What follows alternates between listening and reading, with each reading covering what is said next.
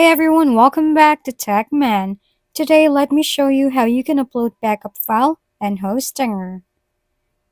To upload a backup file in Hostinger, start by logging into your Hostinger account and accessing your website's dashboard. Once there, navigate to the Files section and click on it. Next, locate and click on the Backups option within this section. You will have several methods for uploading your backup file. To restore from a previous backup, select Restore Website and choose the backup you wish to use.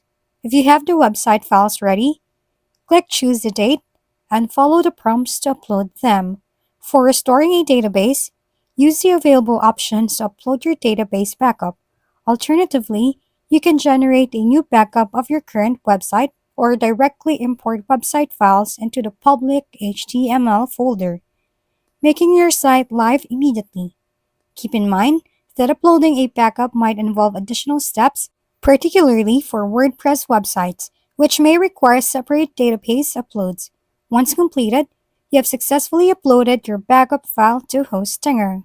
If we've been helpful, kindly give us a thumbs up and don't forget to hit the subscribe and bell button for more contents. For any questions and suggestions, comment down below.